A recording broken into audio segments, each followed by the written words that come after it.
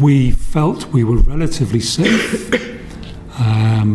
because we thought it's unlikely there'll be a direct strike on the hospital. But for those 1.3, 1.4 million people in that green zone, they were constantly being bombed day and night.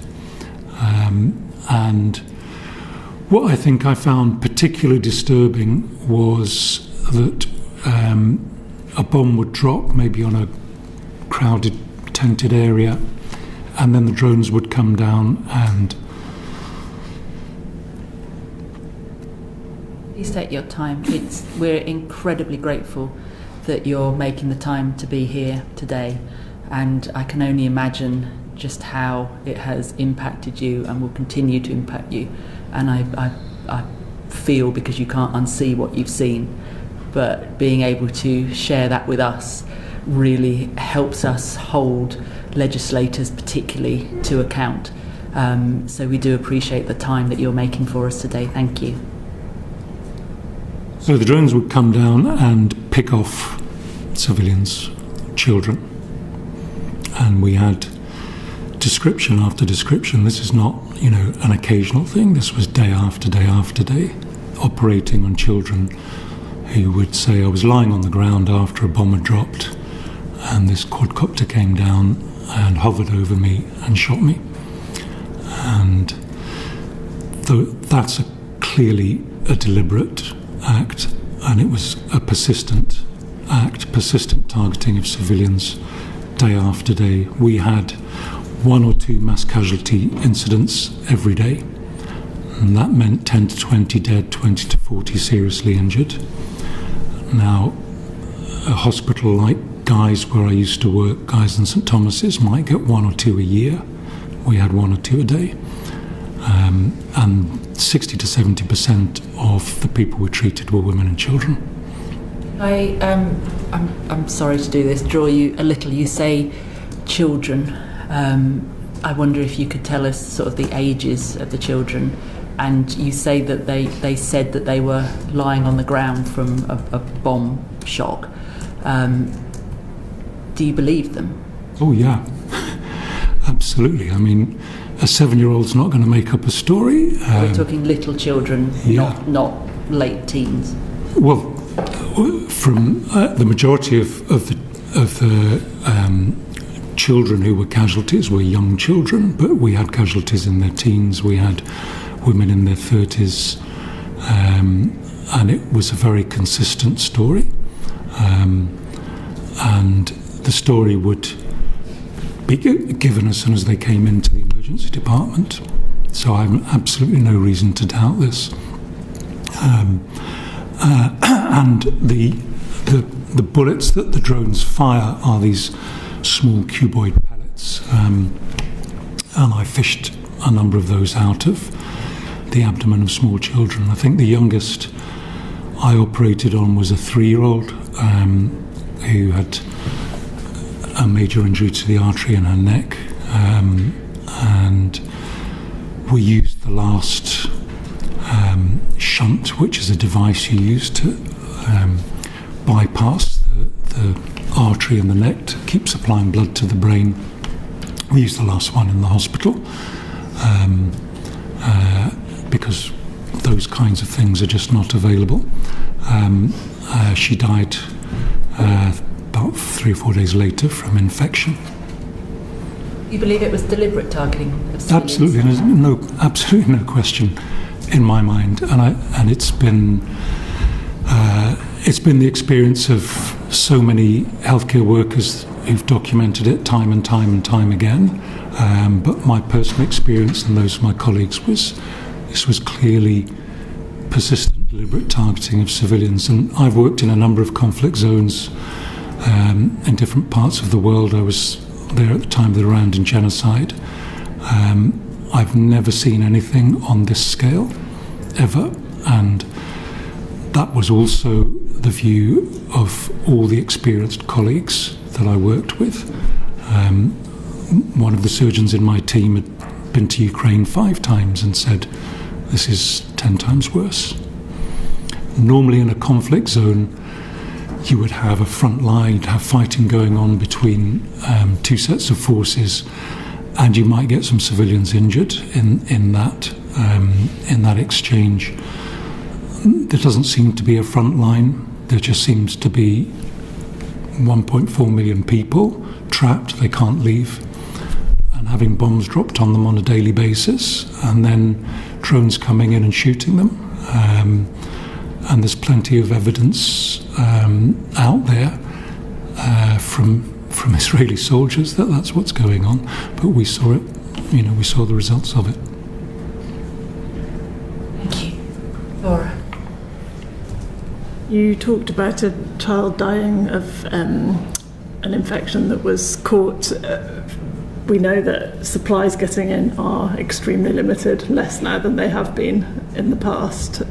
Can you talk a bit about the challenges that you faced because of the lack of supplies? How does that manifest itself when you're trying to do your medical work?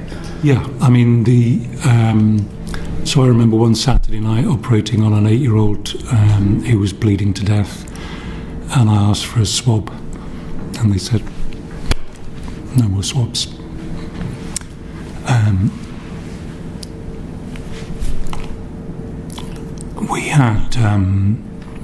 We had operations being done with no sterile gloves, no sterile drapes at various points. We had lack of basic equipment. I did amputations on people who just had to take paracetamol after the operation as pain relief.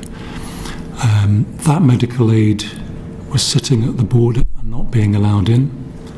We were not allowed to take any medical equipment except for personal use.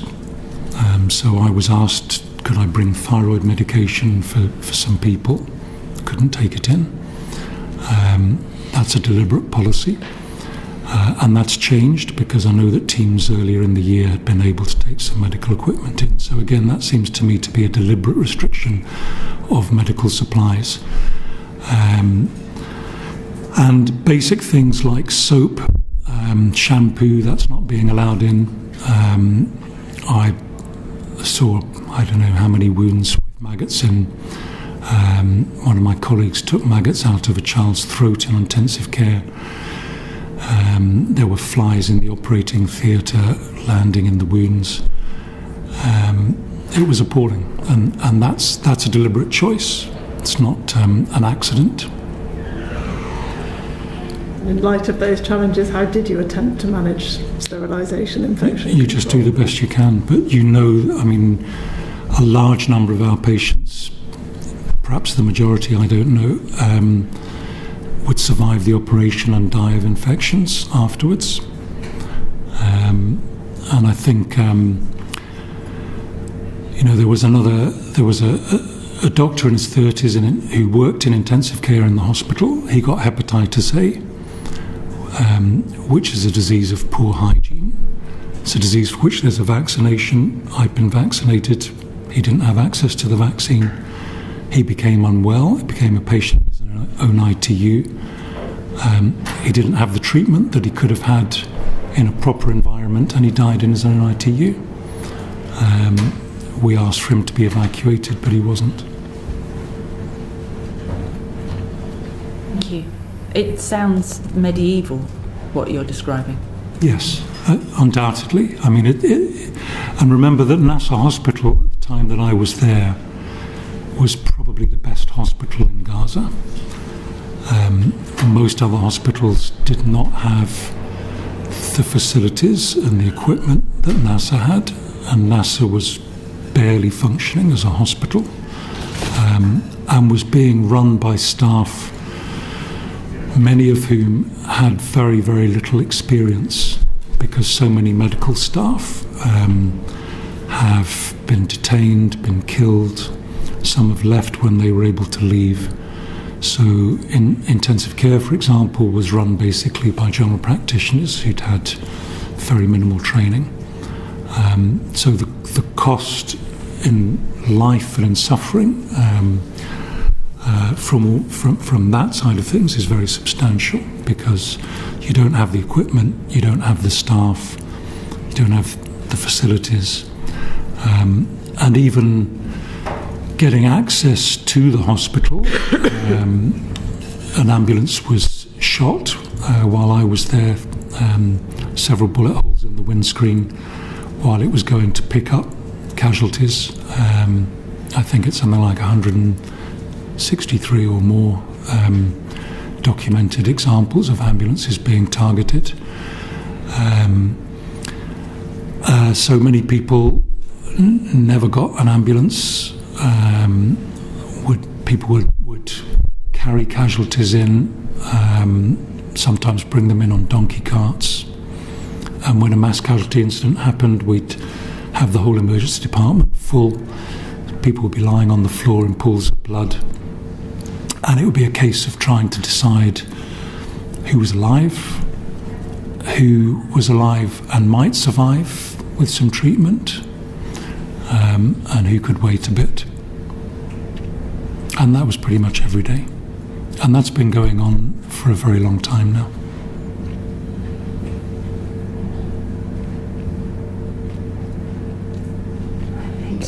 Sorry, the information you're giving is throwing us, but we're glad that you're giving it to us. Alice?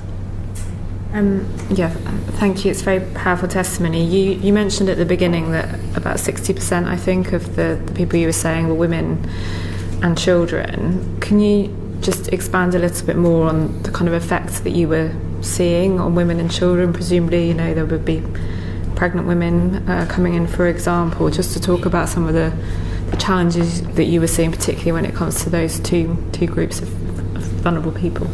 Yeah, I mean, I wouldn't want to be pregnant in Gaza at the moment. We didn't deal directly with women giving birth. That was dealt with elsewhere, so I didn't have experience of that. But you would have people with blast injuries, abdominal injuries, chest injuries, limbs blown off, head injuries. We saw a number of children with sniper injuries to the head, single shot to the head, no other injuries. So clearly deliberately targeted by Israeli snipers. And yeah, that was day after day.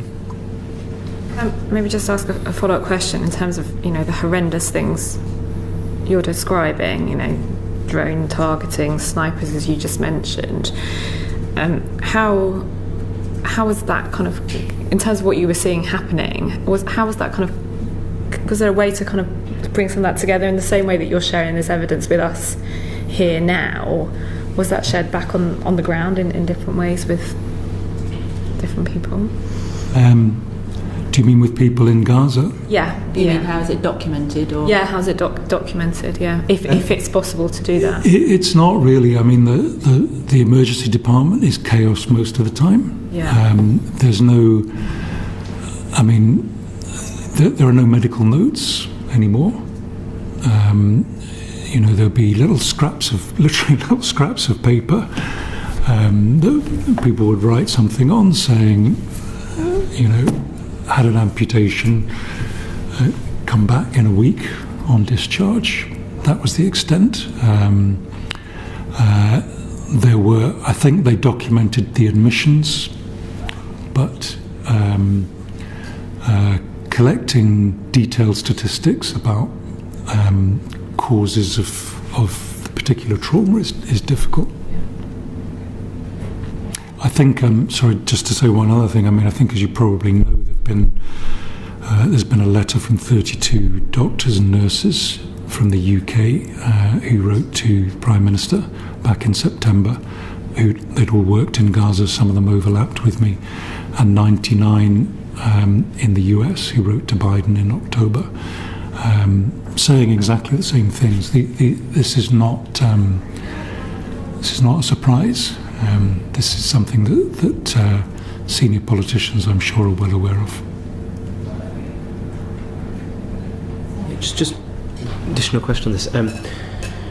What was the balance that you were seeing between people whose injuries and suffering was caused directly by the conflict, e.g. bullets, bombs, shrapnel and so on, versus disease, hunger and other types of illness, affected by living in those conditions?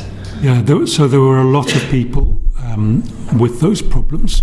As a surgeon, I only kind of saw them peripherally coming through. So we would, on a daily basis, there'd be several people coming to the emergency department, for example, with diabetic ketoacidosis. So these would be diabetics who didn't have access to insulin, and then they would develop a diabetic coma. So you have to go back to the 30s and 40s in this country for that to happen. Insulin needs to be kept in a fridge. If you're living in a tent, how do you store it? How do you even get hold of it? So there were lots of those examples. Colleagues who were working in primary care were describing huge amounts of infectious disease, particularly amongst children. We certainly saw malnourished children, and I think that's just getting worse and worse and worse now. And then, of course, there are all the other normal conditions, if you like. So we came across people with bowel cancer,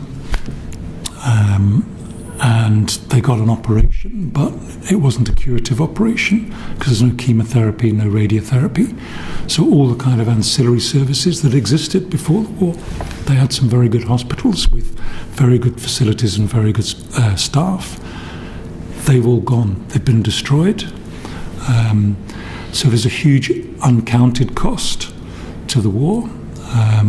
And there was a paper in the Lancet in July estimating, because of that, both the casualties that had been counted, those that were likely to be under the rubble, and all of those who were dying from other diseases as a result of the war. They estimated conservatively 186,000 dead. That was in those figures up to June. So to my mind, it's over 200,000 now. Okay. You talked about colleagues who had been detained and killed. Yes. Can you give us an idea of how many colleagues you were working amongst in the hospital? How many colleagues I was working with? Yeah, with you. Do you mean Palestinian colleagues? Yes, local colleagues. Well, there were quite a few. I would have to guess there's probably about 20, 25 doctors in the hospital. Maybe more, I don't know. But there were many, many more before the war, and many of the doctors I was working with had been in the north and had fled the north, and were now making up the numbers in the south. You also talked about ambulances being targeted. Did you feel safe? I felt relatively safe in the sense that I thought it was unlikely they'd drop a £2,000 bomb directly on the hospital. But we were worried about drones, couldn't leave the hospital, and travelling in and out was probably the most nerve-wracking thing. So we travelled in and out on a UN convoy in armoured vehicles. That's been shot at 5 times by the Israelis. And these are convoys that are very carefully organised, so they follow a predetermined route given to them by the Israeli army. There's a radio check at the start before they leave, during the journey and at the end. So the Israeli army know that they're there and where they are. And despite that, 5 times, including while we were there, they've been shot at. So my biggest fear while I was there was being killed by the Israelis. The convoys that were shot at, was this sort of a rogue sniper, or was this... No, this is the Israeli army coming up as a unit and deliberately shooting. And UN convoy? Yes. So the last one, when I was there, I think it would have been about the end of August, it was reported some WHO staff, and these are armoured vehicles, so you can see, I think, 5 bullet marks in the window, just where someone would have been sitting. We were told, given very clear instructions, the doors are going to be locked when you set off. Do not unlock the doors. If the Israeli army shoot at you and order you out, do not get out of the vehicle. This is a UN convoy. It's got UN in big letters on the side, and it carries in twice a week. It carries about 30 to 40 aid workers from different organisations in and out. It's a huge number of aid workers have been targeted, and that's well documented. And again, to my mind, that's a deliberate policy. Thank you. Could I ask a question? Sorry, the drone thing, especially when they're shooting at people.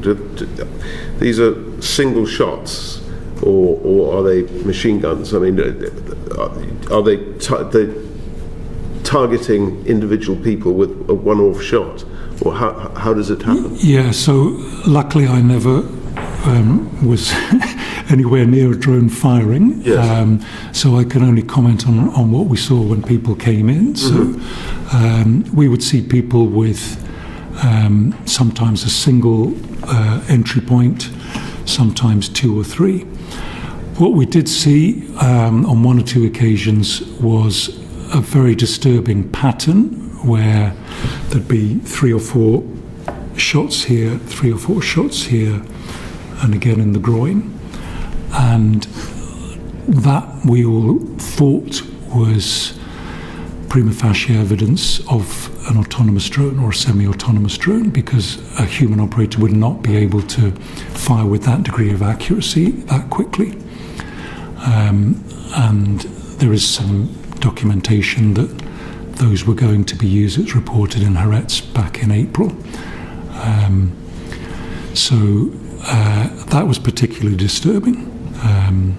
But most of the drone injuries we saw were 1, 2, sometimes 3 shots. And these pellets were in a way more destructive than bullets, because if you're shot in the chest with a bullet, if it misses your heart, goes on the other side, it can go through your lung and out the back. You'll probably survive.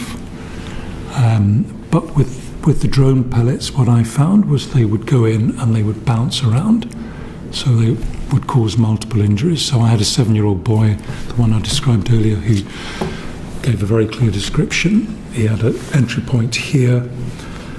He came in with his stomach hanging out of his chest. He had an injury to his liver, spleen.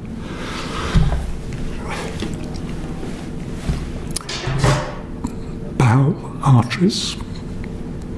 So quite extensive destruction from a single entry point. And he survived that and went out a week later. Whether he's still alive, I don't know. Thank you for trying. Gordon. Thank you very much, Nizam, for coming in front of the committee. It's incredibly valuable to hear your testimony, and I have to say, in the 4 months I've been an MP, I don't think I've heard anything as harrowing as what you're describing. So, really appreciate you coming in front of us. I wondered, and I realise this is a difficult question to answer, if you could try and give an estimation of how many lives could be saved, protected, by aid that is currently sitting at the border crossing. What is the difference on the ground you feel that could make with aid that is literally being stopped? It can make a huge difference. Huge difference. I mean, I've never been in a conflict area where medical aid has been restricted to that extent. I mean, it's not allowing supplies in, bombing healthcare facilities, attacking ambulances, killing healthcare workers. If all of that didn't happen, then tens of thousands of lives would be saved. And I would think that any army that is engaged in a war has a responsibility to the civilian population on both sides. And I'm seeing the opposite there. I could ask a follow-up question on that. From your experience and your colleagues' experience working in other conflict zones, I mean, how different is this to, you gave even the example of Ukraine, and how different is it from a normal conflict zone in terms of the medical? Completely different in every respect. And, I think that was a recurring theme from everybody, from people working for the UN, WHO, doctors, everybody. The International Committee of the Red Cross were there, with a field hospital. Most of the time in a conflict zone, the civilian population can move. They can get away from it. They may have to walk a long distance. They may have to suffer doing that.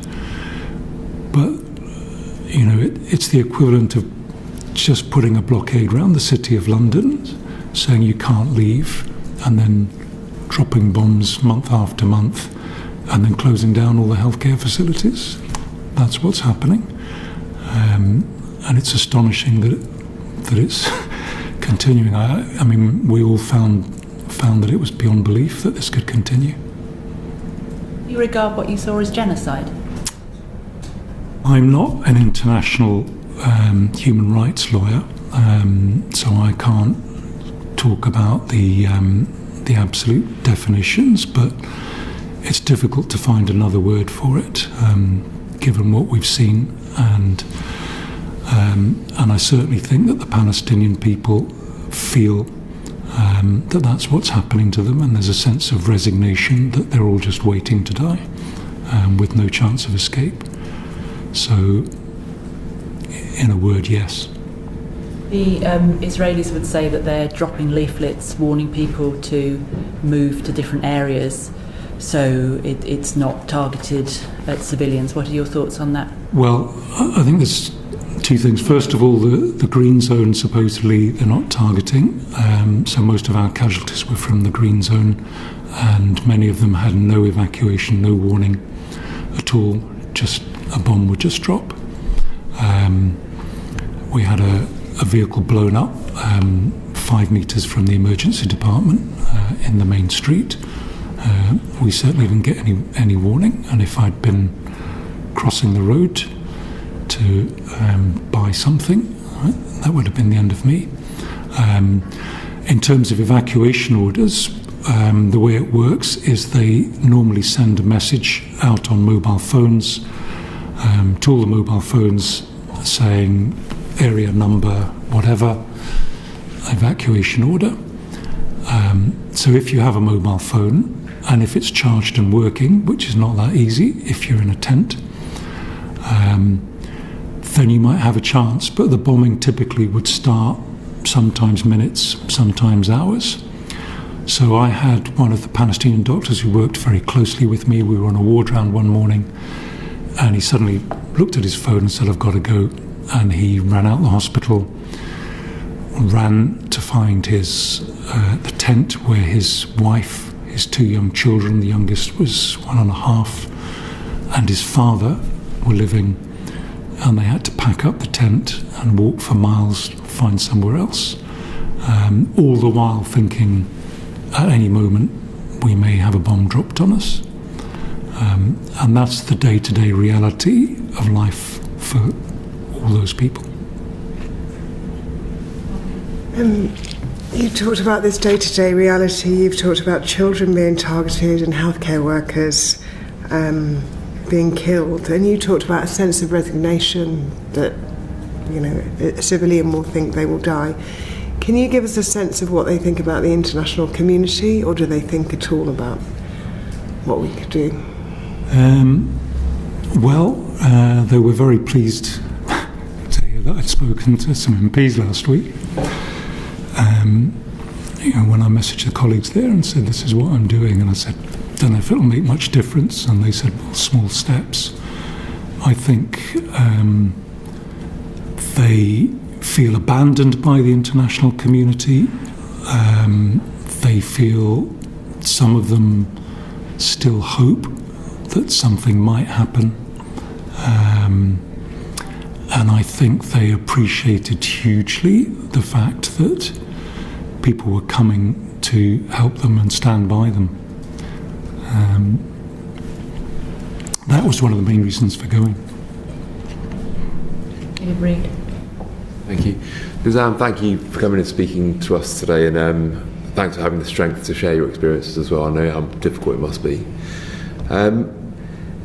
Going back to the sort of points around targeting, was there a threat that the Israeli Defence Force was seeing? Was Hamas in the community? Could you see where it was? Or yeah, I'm laughing because this was the question I asked when I got there. So, you know, is Hamas in the hospital? Have they been in the hospital? And they just laughed at me. And they said, there is no Hamas. There's a few fighters hiding in tunnels. There's no Hamas. There never was any Hamas in the hospital. Everybody hates Hamas. And, you know, we never saw any evidence in the street, in the hospital. You know, as I say, I've been in conflict zones before. Normally, if fighters come in, they come in with guns. They come in with their friends with guns. We never saw any of that. We were allowed to go wherever we wanted in the hospital. You know, there might have been a tunnel underneath, who knows? But if Hamas were coming and going in the hospital, it would have been fairly evident, and I think they would have been probably kicked out by the people that worked there. I remember they described, with ironic laughter, they described one of their colleagues when Nasser Hospital was attacked by the Israelis in February, and they killed a number of staff, put them in a mass grave along with a number of patients. That's well documented. But they described one of their colleagues who was taken away, detained, along with a number of others, who was killed in detention. And they said, well, he was an atheist and he hated Hamas, and he was, before the war, he was very vociferous about those things. He just thought Islam was stupid, and he thought Hamas was stupid, and they took him away and killed him. That's what's going on. It's not as far as I can see, it doesn't matter who you are in Gaza. If you're Palestinian, you're a target. Thank you. David and then Noah. Thank you, Professor. This follows on from what Laura was asking you and what Gordon was asking you, but on the subject of medical supplies, what would you say in the circumstances is the highest need, the highest priority in terms of the particular types of medical supplies that need to get in at this point? Well, basic medical supplies, so adequate things like gauze swabs, gowns, gloves, antibiotics, painkillers, all those basic things. Those are absolutely essential, but beyond that, you need all of the other ancillary things. You need catheters to put into people. You need specialist imaging techniques and so on. I've been a transplant surgeon for most of my career, so I know quite a bit about dialysis. I used to look every morning on the balcony where our accommodation was in the hospital. I would look across to a building which had been the new dialysis centre built by Kuwaitis, as I understand it. And you can see that building's 100 metres away, burnt out. No shell damage, no bullet holes. There was no firefight there. The Israelis went in and burnt it out. So now they have 6 or 7 dialysis machines, essentially for the whole of southern Gaza. And if you have kidney failure and you don't have dialysis, you die. So, to my mind, that that's just not acceptable. Thank you, Nizam, for sharing these really harrowing experiences. Do you have a sense on the point of being targeted as medical professionals? And you spoke about the information that the defence forces have. I mean, what in your mind did you ever get a sense of any of the motivation behind some of these attacks, or is that very far away and distant for you? Well, in terms of targeting foreign aid workers, so for example, bombing of the MAP guest house in January, one of the surgeons who was with me was there at the time, and a missile landed just within the grounds in front of the house at 6 a.m. in the morning. Some people were injured. Luckily, nobody was killed. All of those guest houses are in the Israeli Army's computers. They are designated as safe houses. So my assumption is that is a deliberate attack, and that the aim behind it is to discourage aid workers from coming, and I think it's the same as the shooting at the UN convoys. In terms of attacking hospitals and ambulances and so on, to my mind, it can't be anything other than collective punishment. It's just a consistent attempt to essentially wipe out a large part of the population. And I think the other theme that comes through again and again when you talk to people is the humiliation, the aggression. So I was operating on one young girl one night who died not long afterwards, and I can't even begin to describe her injuries. But when I'd finished operating on her, an ophthalmologist was trying to take out her left eye, which was just pulp. And he was a lovely, gentle man, maybe 5 years older than me. And he was, while he was working, he was just saying, yeah, when they came in February, they got all of us who were still here, they put our hands behind our backs, tied them up, put a hood over our heads, made us stand for 10 hours, beat us, cursed us in Arabic, humiliated us. And then some were taken away, some were killed, some were detained, some were released.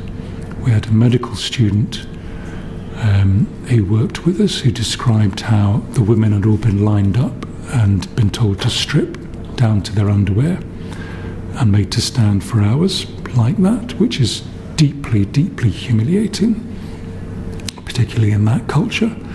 And then when they told her she could go, they wouldn't give her her clothes back, so she had to run through the streets like that, which for her was extremely traumatic. So there's a consistent theme of attack, humiliation, aggression against people who are simply trying to do their job, to try and help people in the worst possible circumstances.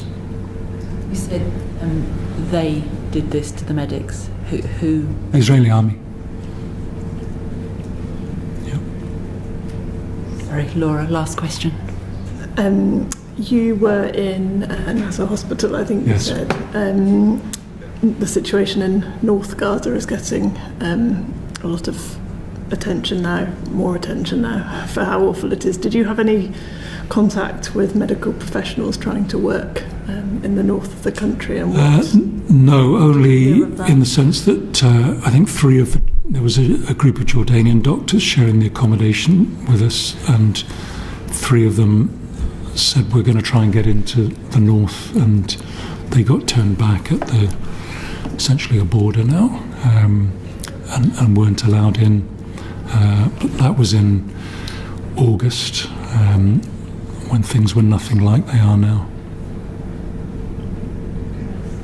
Very last question. Yeah, just in terms of going back to children and the effects on children, in terms of medical evacuations of children and other conflicts, you have seen that in terms of children being able to be sent elsewhere for treatment. Did you Was that something that was you advocating for in the hospital you were working on? Did you see it happen? And if it didn't, do you think that is something that could be pushed further? I don't think it's a solution. So there are a tiny, tiny number of people who get evacuated for medical care. If you were to do it in terms of need, it would be thousands going every month, literally. Because what's not picked up by a lot of the statistics is children who've had both legs blown off. People who've got ongoing problems as a result. When I left, the WHO was trying to construct a tented area within the hospital grounds just to deal with constructing prosthetic limbs for people who'd lost limbs in the war. It's a huge, huge number. And of course, one of the acronyms that is now used in Gaza is Wounded Child Most Surviving Family. You have so many children who come in as a result of a missile strike, and all their relatives have been killed.